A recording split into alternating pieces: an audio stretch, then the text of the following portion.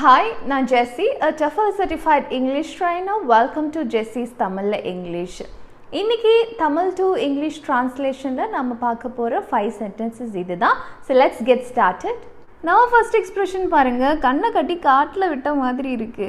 இது ஐயோ நம்மளுக்கு டிசிஷனே எடுக்க முடியல, அப்படி என்ன சொல்கிறது, பிளாங்காக நம்ம ஃபீல் பண்ணும்போது சொல்லுவோம் இல்லையா, ஐயோ கண்ணை கட்டி காட்டில் விட்ட மாதிரி இருக்குது அப்படின்ட்டு. இதே எப்படி இங்கிலீஷில் சொல்லலாம்னா, feels like it's darkness all around. Feels like it's darkness all around. Feels like it's darkness all around அப்படின்னா கண்ணை கட்டி காட்டில் விட்ட மாதிரி இருக்குது அப்படின்ட்டு பயங்கரமாக நொந்து போய் நம்ம சொல்லலாம்.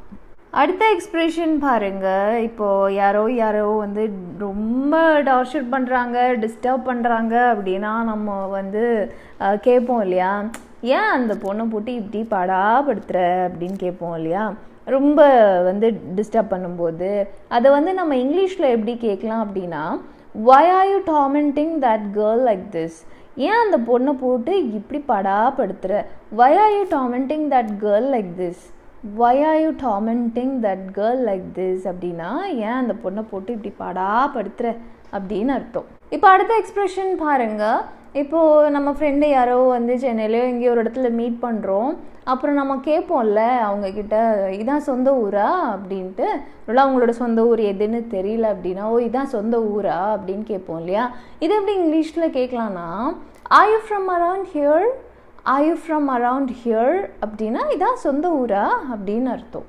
நெக்ஸ்ட் எக்ஸ்ப்ரெஷன், இது வந்து நம்ம அடிக்கடி சொல்லுவோம், அவன் என்னை ஓட்டுறான். யாராவது நம்மளுக்கு கிண்டல் பண்ணிட்டாங்கன்னா நம்ம அப்படி சொல்லுவோம்ல, ஐயோ அவன் என்னை ஓட்டுறான், அவன் என்னை கிண்டல் பண்ணுறான் அப்படின்னு சொல்லுவோம் இல்லையா. மேக்ஸிமம் காலேஜ்லலாம் வந்து நடக்கும் இல்லையா, அவன் என்னை கிண்டல் பண்ணுறான், அவன் என்னை ஓட்டுறான் அப்படிங்கிறத இங்கிலீஷில் எப்படி சொல்லலாம் அப்படின்னா, he is pulling my legs.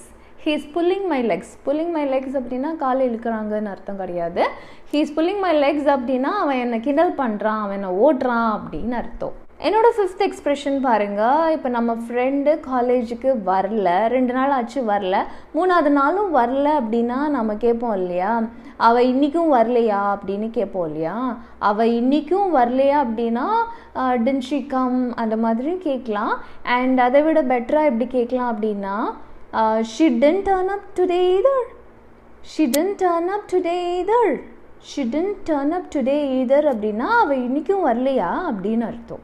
இந்த 5 சென்டென்சஸ் உங்களுக்கு பிடிச்சிருக்கும், புரிஞ்சிருக்கும் அப்படின்னு நம்புகிறேன். அண்ட் உங்களுக்கு என்னோடய சேனல் பிடிச்சிருந்துச்சு அப்படின்னா please subscribe and like my channel. And மறுபடியும் இன்னொரு வீடியோவில் நான் உங்களை மீட் பண்ணுறேன். till then it's bye from Jessie. Tara bye. Take care.